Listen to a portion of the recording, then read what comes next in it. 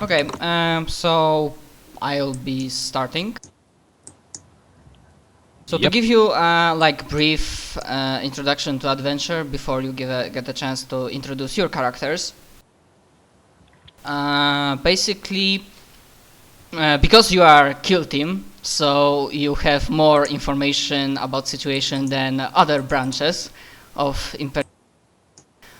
You do not go into like blind. So what that on planet Avalos 6 months ago, Inquisitor Calistrati arrived because there were rumors of gene stealer infestation. Oh, nice. And there was even like reported sightings of Space Hulk on the edge of.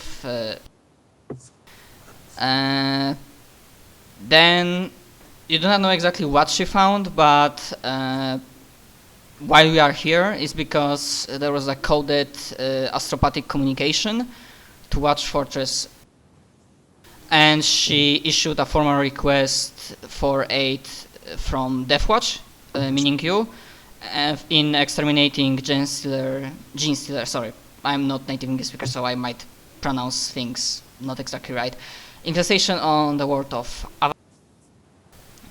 And the Watch Captain, after he, reviewed the evidence, he assessed threats, so he decided that yes, the danger is like serious enough that he will dispatch. And basically, your journey to the Avalos system aboard the Imperial Sword class frigate Valiant was swift. During the voyage, you remained mostly apart from the rest of the crew, who in turn kept their distance over Ave to have not one but several members of legendary Adeptus Astartes aboard the ship. Your only real contact was with its commander, Captain Galraith Hal Trim, as he gave you updates on vessel's progress and assurances that you would reach Avalos as quickly as his crew could. So as you were awaiting during the travel, you have a chance to introduce your characters and just say what you think is important for other players to know. Let's start with how I see people on Roll20, so from Skald, even though he's like... Alright.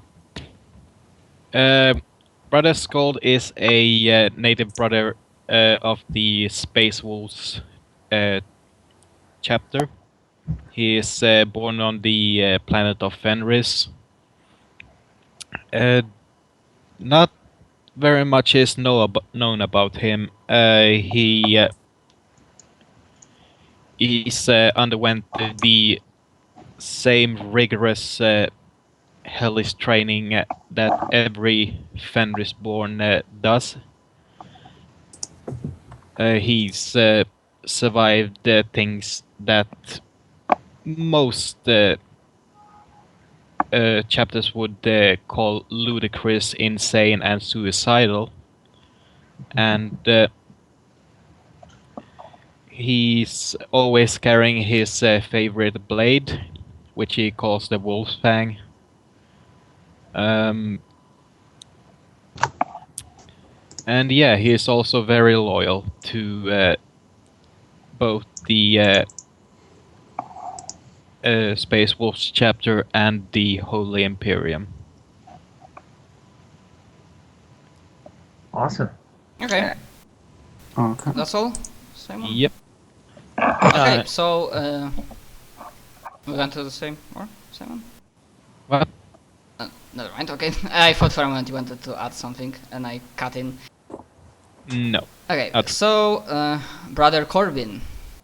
Yes, Corbin was born on Kaiva, that's the planet beneath Deliverance, the Raven God homeworld, and he is one of the very few of his batch of potential aspirants that was not tainted by any kind of mutation. But since he knows how lucky he was, he's always kind of been afraid that secretly he too is a mutant, and in his desire to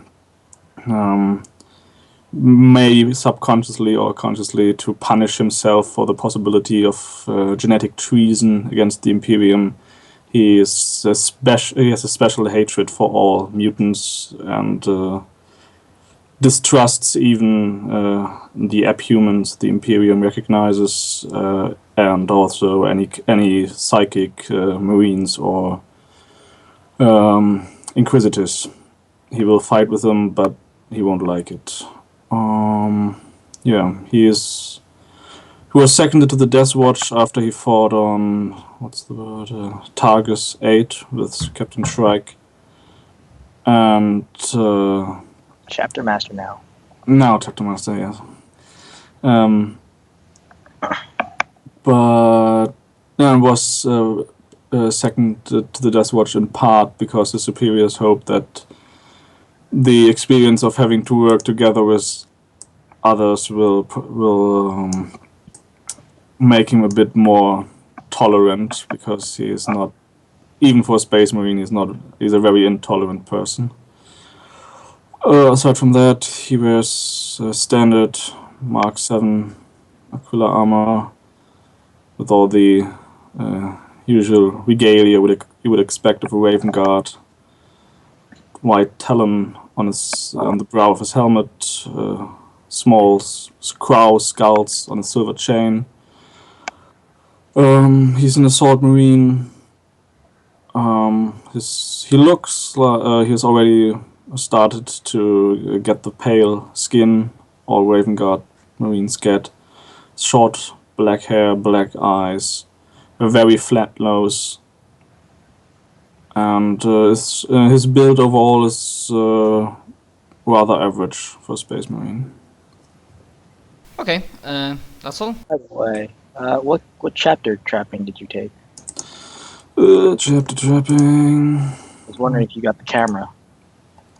No, I took the Raven Calvaria. Okay, cool. So, that's all?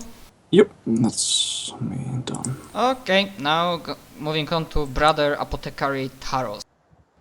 Hello, I'm Taros. He is from the Imperial Fists.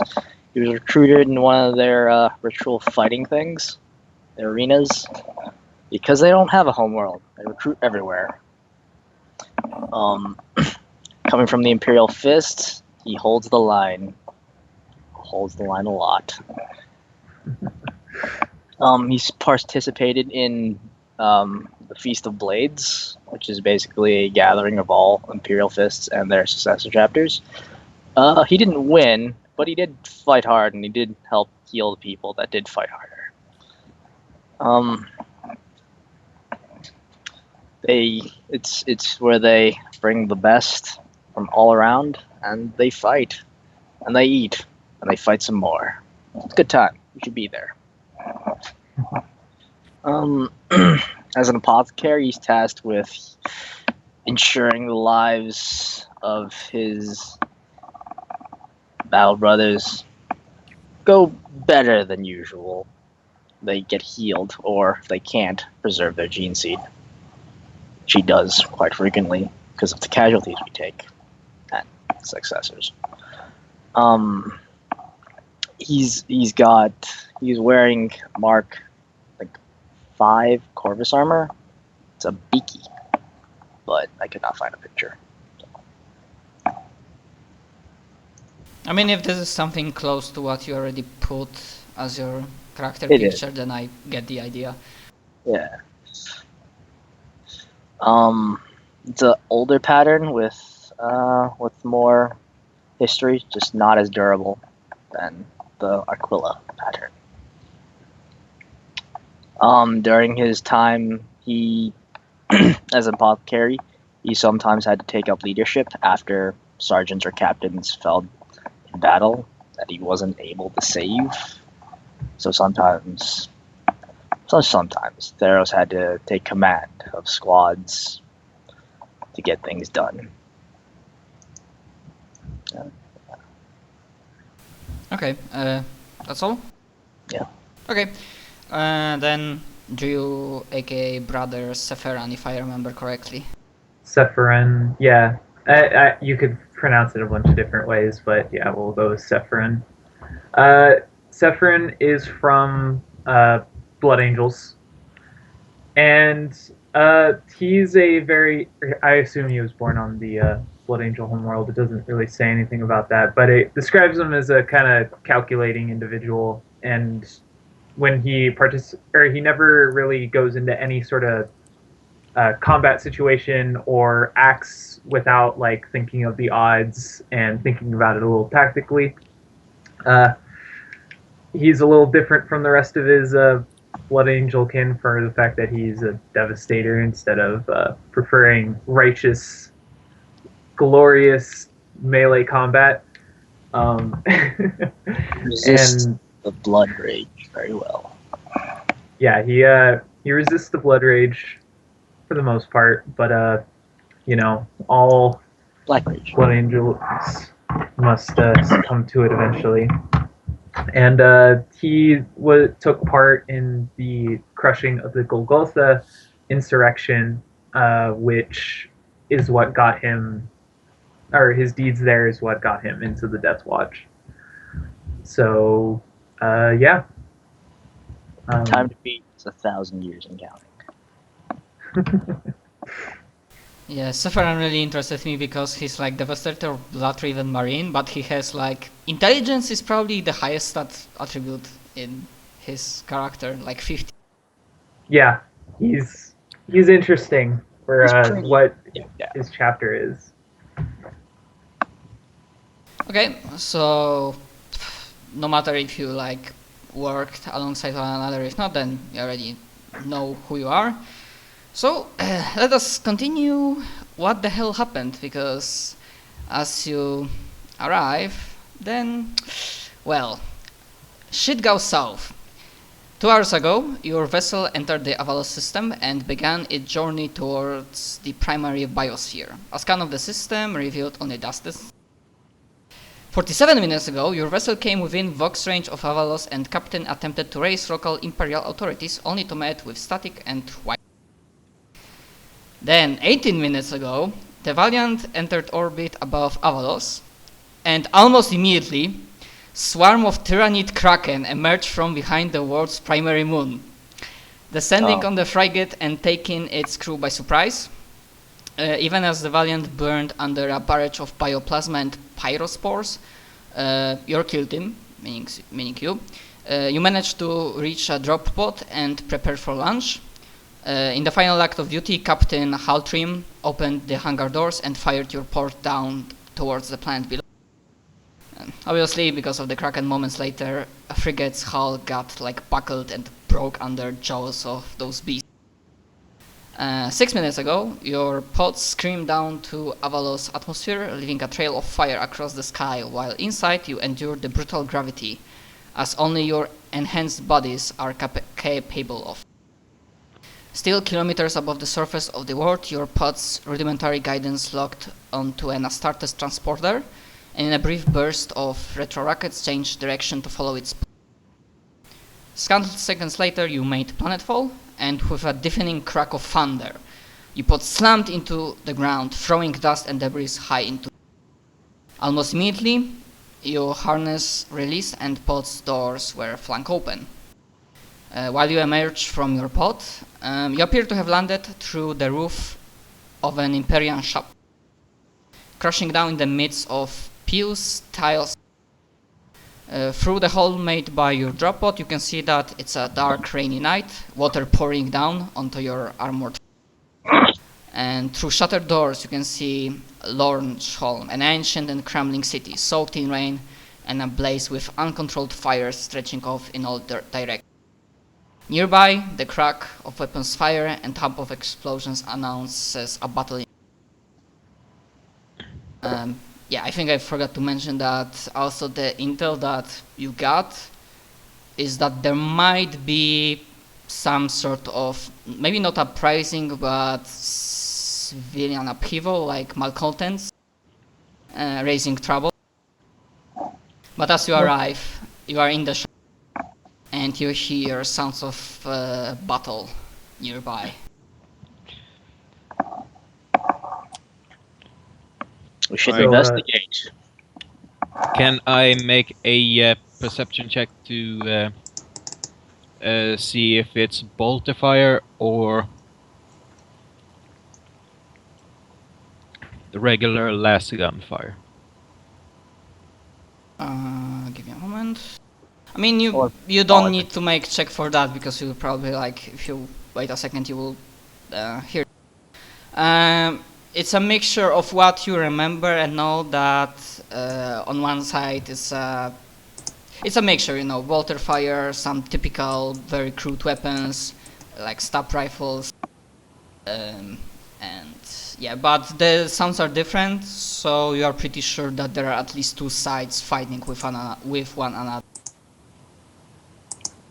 Severin's gonna look around at the chapel and then do like a quick little Aquila prayer, or like make the symbol of the Aquila, and then look to the others and go, yes, we should probably go investigate, but let's not be too hasty. We don't know what's going on for sure around here. If we delay too long, one side is going to fall. Well said. Servants of the Imperium are under trouble, under pressure. We should help. Is there any kind of vantage point I could get up to get a better look at our surroundings? You have a jump pack? Yeah. Good. I mean, it is possible that you can jump up through the hole that your pod make and like ascend to a roof of the chapel. Then I will do that. I fire off my jump pack and leap towards the skies. And I assuming after you land you like take vantage position to like scout the situation. Yeah, while the rest on the ground comes towards the exit and like peek outside what's going on. Nah, I think with the jump pack I already am pretty obvious, so we'll just jump out and then take a low position right beside the hole to look around. So as you take a moment to like scout what's going outside, you see that few hundred men, obviously because of the chaos of the battle, the rainy night and the dark, even though as far as I can remember your helmets have something that normally people get like penalties to shooting while in darkness, and I think your armors have like something like a night vision goggles, so you can you can fight in the night with no problem. So you can see like few hundred men. You recognize uniforms. They are not Imperial Guardsmen, they are Planetary Defense Force. Basically because Lord Sholm is like the main like true Imperial city on the planet, because the rest of the planet is like farms, small settlements and whatnot, and Lord Sholm is like only true like city and only one like connection to Greater Imperium. So yeah, there's PDF fighting, and they are under assault, and you probably think that those are rebels, you know, makeshift uniforms, some like in civilian clothing, but all of them have like crude weapons or stab rifles, and there's like large contingent of rebels, easily like they can be like there's like a horde, and PDF set a makeshift barricade, you know, fallen masonry. They even use like bodies of their guardsmen, like burnt out chimera, and basically they managed to create a fortified position like about 200 meters across around the chapel. And basically if you like look at the barricade, then in front of the barricade, graveyard and forecourt, they've been made into killing ground, you know, like 50 meters wide, and beyond that there's only like, you know, shallow of soaked ruins, Lorsham, and then I activate my Vox communicator. No, it's a Vox, right? No, but yeah, I think they call them Vox, like it's the radio. Yeah. Vox casters or whatever. Yeah, my helmet Vox, and to report what I saw. PDF apparently under fire from insurgents, and I give all the other information I have seen without repeating it now. We should go aid Red. them. We should help. Yes. Is there a good vantage point you see where we can attack from? Do I see a good vantage point? Something I like mean, top- the only higher ground is the rooftop of chapel itself. Apart from that, there's barricades, but there are no like obvious like towers near you, like very close to you. Is there any like rubble we can use for cover? Yeah. As I said, the barricades are makeshift fallen masonry, dead bodies, even burnt out. So it can provide cover. And can we get a good attack angle on them? Cool beans. Let's do that. Yeah, because the killing ground, the rebels are not intelligent enough, so they will like pour through that killing ground that was made. All right. Well, I'm gonna set myself up. Possibly, I'm gonna set myself up. We're going to the burnt out chimera or the rubble around it. Is that what I'm hearing? Yep. Is the consensus? Okay. So I'm gonna set up above the burnt out chimera and prep my heavy bolter to give covering fire for the rest of my brothers here. Nah, we'd be fine. Pray, have fun. If it moves, it does. If it does, you move on. Have fun. Okay, so let's try. I got it. With turn order. Otherwise, we'll need to like add custom item.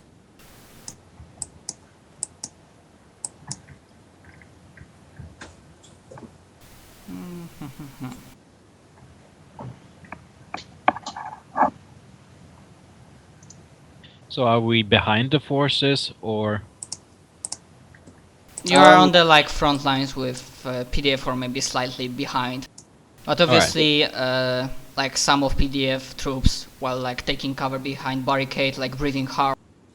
Like you hear like even among the thunder of maybe not thunder but the crack of weapons firing, you hear like a few of them like gasping, maybe not shock but awe because Adeptus Astartes are here, and you hear like a sound like somebody's calling up to you. Thank God, thank the Emperor. Finally, some reinforcements, and like you see somebody who's probably an officer, and like commanding officer of this PDF unit. Like they will attack any moment now, and he like takes aim and prepares when the horde attacks. Alright. Undic people. Rank and status. Okay, so for those who didn't play the system, rolling for initiative is D10 plus your agility, but not agility score, but your agility modifier. Yeah. So mine would be 4, I believe. Yes. And the modifier is like first number from the. Yeah. Okay. So we're just doing that. Alright.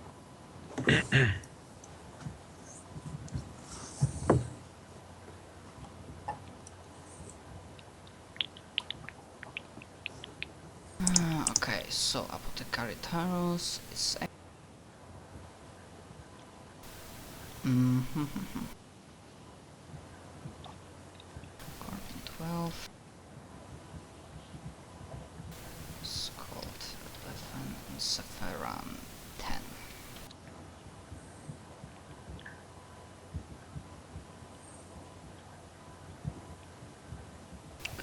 Okay, so obviously in the like distance, in the dark, you hear shouts of rebels crying for blood and demanding your death. Some even shouting, "The Lord of Blood and Darkness is come! fall to your knees and accept the end is night. And then you hear like the thumbs of many people charging towards your positions, and then like you have like good range, and we start from Alright. How far away is my nearest target? it's like between around 70-80 meters. Okay. So They are just charging towards killing ground, and there's quite a lot of. So that's my general tip, like how to deal with hordes. Like, do not bother with single fire, just semi or full auto, because it doesn't matter how much damage you deal. At least in like vanilla rules, only if you deal damage, then the magnitude of horde is lowered. So let's just say Sephiran goes full auto, he shoots 10 bullets, and if they all of them hit, then the magnitude of horde is decreased. I think Yeah. for him it's different because his weapon is explosive. It says unrelenting devastation when firing a heavy weapon against a horde. The devastator inflicts one extra point of damage to a horde's magnitude. I think it's your ability, but Yeah. in damaging hordes, weapons that inflict explosive damage, aka bolters, gain a bonus against hordes and count as having inflicted one additional hit. Okay. Okay, yeah, so he But, can reduce magnitude of horde even. Yeah. Okay, so they are not point blank, obviously. Like, okay, so Corbin, what we are doing, and I can say what like modifiers you can. yeah, I was just wondering if I should shoot or jump in. Don't jump in yet. Be fine. Sephirin will actually like speak up, and he goes, "Aim for the ones that don't fall under my bolter's fire." Which I know they go first, but he's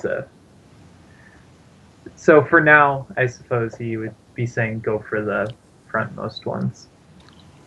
Yeah, well, just for this round I will shoot. I assume there's an aim action like in Dark Heresy you can Yes. take?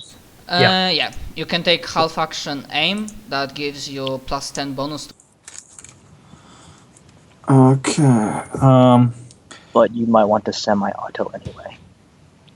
Yeah, just that was going to be my next question. I ever only used one-shot pistols in Dark Heresy, so how exactly do you do You get a semi-auto? plus 10. It's you basically get the same bonus, but you have a Okay. chance to hit them more. A pistol has a range of what? Of 30, so I get minus, what, 20 for 70 You might be meters? shooting at 70 meters. It might be at an extreme range. But the size of the horde actually gives Yeah, you yeah, bonus. remember magnitude of the horde adds bonus. I'm gonna like, because I'm not sure like how exactly it transcends, but the horde magnitude of this horde is 30, so I don't know if you get plus 30. I If will- that's 1-on-1, you know. Magnitude 30 is massive, plus 30. Okay, so I get, so it stays with plus 10 20. overall? 20, yeah. Alright, raise my bolt pistol in my left hand and squeeze off the first few shots until they come in range. Damn it. Bollocks. That's a jam. Yeah, Damn it. that's a gem. Damn. Someone has not Great been start, taking care of guys. his equipment. There was a Damn tech it. priest here. He'd be pissed. Oh, yeah. Okay, I do nothing else. Okay, I mean, I would say like what are other possible options, but I probably wouldn't advise for using Fate Point at the very start. Nah, No. Where's the Okay. fun in... No. You use them all to start, so you go ham the rest of the game. Yeah. But yeah, next round, if you want to unjam your weapon, you need to do like full round action and make a ballistic skill test. without any mod. Yeah. Okay. It's pretty rough. Okay, so you that's like not very- it's not you feel the righteousness of Emperor flying through your veins. You click the, you squeeze the trigger, and then nothing happens. You think that maybe the gun was slightly damaged during the landing. Make sure none of the PDF saw it. They'd be like, it's alright. No, PDF are not focused on him because He was he's on the just- rooftop and they are like trying to survive on the ground. Okay, Hi guys, I was just pointing my Skull. pistol at people. Right. Shooting better. Skull is going to move into cover and use a full action to go a full all-out attack. Wait, what? All-out attack is a melee action. Oh, is it? Oh, Yeah, you- I meant you shot. full auto burst. Okay. Right. He's going to use his war cry for the wolf times, and I get a +20 to ballistic skill tests. Yeah, plus And- 20 from full auto burst and plus 30 from horde size. So 50. And +10 from bolter mastery. 60. So ballistic skill +60. Do I add a plus or just write down? 60, don't. No Alright. plus, only. If I remember correctly. You hit 4 times. Shit, son! Yeah. How many Damn. bullets have you? No, he has 5. 'Cause Each he's degree of automatic. success scores an additional hit. So I think you get